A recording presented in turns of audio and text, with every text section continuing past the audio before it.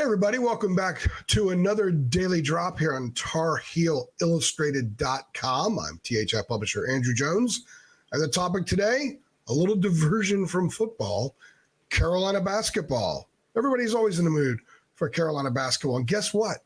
Practice is 2 weeks away. The Tar Heels begin practice for the coming season in 2 weeks. It should probably start September 27th.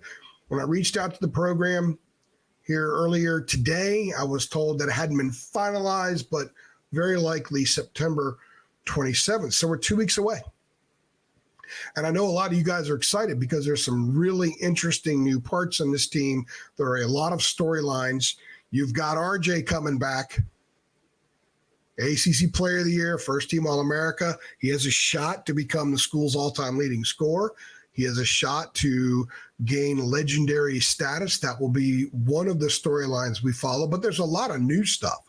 And I'm very excited. I mean, I'm always excited to see RJ. Always happy to talk to RJ. He's a wonderful guy. He's always very accommodating and someone who speaks the truth. I remember talking to him outside the locker room at Wake Forest a couple of years ago when the team did not play well, and RJ was straight up about it. I remember talking to him after a game at Duke a couple of years ago where he was straight up about certain aspects of the team. And you always appreciate that because that's great intel. So I'm looking forward to another year of covering RJ Davis. But there are a lot of new things. The team's coming off an ACC regular season championship, so they achieved something. They were number one seed in the NCAA tournament. That is also an achievement. No other program has been a number one seed more than UNC. And they got to the Sweet 16. Obviously, they wanted to go further. Obviously, the expectations were that they would go further. But that's in the past. This club is built, has enough talent and depth, and can play in a variety of ways that they should be in that realm once again when March arrives. So what are some of the things I'm looking forward to? This is a teaser. This is a snapshot. But here are some things I'm looking forward to seeing once practice begins, and we'll have access early on at practice. Well, I'm sure we'll have a chance to watch a practice, shoot some video for you guys, and have an opportunity to really take a good look at some guys we haven't really seen before or much before. Before I get into this, very quick reminder, super quick reminder, for just $8.33 a month, you can be a Tar Heel Insider too. That is what it costs for a 1-year premium subscription to THI. You have access to everything we do. I imagine you're a Carolina basketball fan or you wouldn't be watching this. David Sisk is outstanding at covering Carolina basketball recruiting, and this is a huge period of official visits. David is always all over it. He is exceptionally well connected throughout the college basketball landscape and also the recruiting circles, obviously. So it's worth it just to read his intel, but there's also great football intel and recruiting and the inside stuff that we get covering the programs. And we have an outstanding message board of people like you, knowledgeable, passionate, hungry Carolina fans who want to interact with people that are like you, not the folks that don't know how to spell the names, not the people that don't know what year certain guys are or didn't even know someone was on the team. People like you. Just $8.33 a month, guys, for a 1-year sub. It's a no-brainer if you love the Tar Heels. Become a member of our community, and you can be an insider too. All right, so what am I looking forward to? Very quickly, I can't wait to hear either from or about Tyson Claude, the kid that came in from Georgia Tech. We were on top of that when it happened. There was obviously some stuff going on with Zayden High. That was one of the reasons there was a need. But we reported in the summer that, hey, maybe Zayden wasn't taking all the steps forward that was perhaps anticipated. So they had to go out and get some more reinforcement. This kid is an offensive rebounder. It'll be very interesting to see what some of his teammates, people like RJ, have to say about him, people like Jalen Washington and Jalen Withers, who have banged against him for a couple months when we talked to them, what they have to say about him. And they faced him last year when he was at Georgia Tech.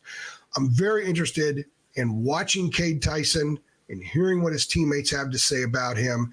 The stuff that I've heard and seen, very limited seeing, you guys have seen the same stuff, but what I've heard, very, very positive. He had an outstanding summer since arriving at Carolina.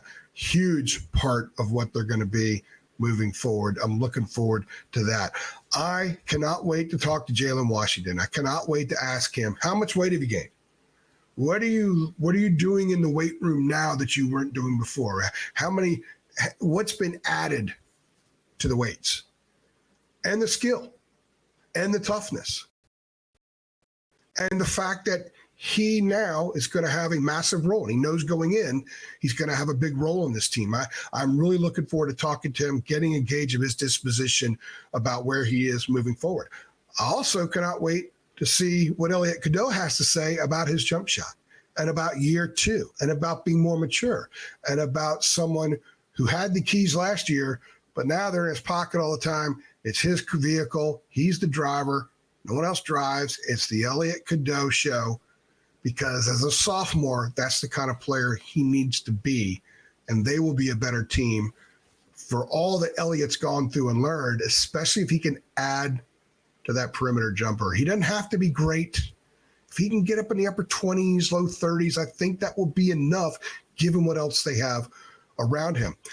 I'm looking forward big time to seeing what Drake Powell and Ian Jackson look like up close in person in a Carolina practice.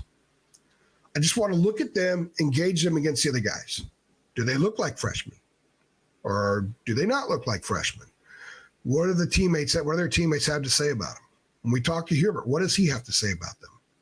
How ready are they to be rotation guys? Sometimes people automatically assume that ballyhooed freshmen are going to do this and do that. That's not always the case. And Hubert makes these guys work. He just doesn't say, well, I promised you this, so this is what you're going to get. Dean didn't run the program that way. Roy didn't run the program that way. Hubert doesn't run the program that way. So I'm looking forward to seeing what everyone has to say about those guys. And if we get a chance to talk to them, which I think we do now, it's a little different than it used to be, get more access. Can't wait to hear what those guys have to say.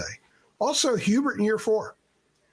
Hubert doesn't like to connect teams, and he kind of dodges questions about what have you learned. He's going to get all those questions, but he has changed.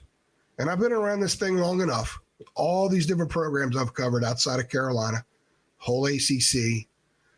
I can get a feel for how different a coach is from one year to the next, how they communicate, how they receive questions. So I'm looking forward to seeing what are maybe some things that kind of casually pop out that might be a little different in Hubert. This is his program now. These are his guys. He didn't recruit RJ as the head coach, okay? But he was on staff, and he will be his coach now for a 4th year. These are his guys. This is his program. His stamp is being put on this fabled program that will be there forever. Regardless of what the results ultimately are, this stamp will never go away. And I think that that's pretty cool. And I think perhaps a little bit different Hubert might be interesting or not. If he's the same guy exactly, just the same. Looking forward to kind of getting a feel for that. There are so many storylines around this basketball team. I can't wait to get into it. And it's going to make preseason leading up to the opener against Elon on November 4th. It's going to make that a lot of fun. And we're not going to have a shortage for content. I'm not going to have a shortage for story ideas, for daily drop ideas. When Jacob and I do the basketball shows, we're going to hit on a ton of stuff, especially once we get to see the kids practice and we get to talk to them. And I can't wait. It's just maybe a little over 2 weeks away, and they get rolling. The overlap is almost here. Football, basketball, same time. It's busy as hell, but I love it. It is a blessing to be able to do something like this for a living.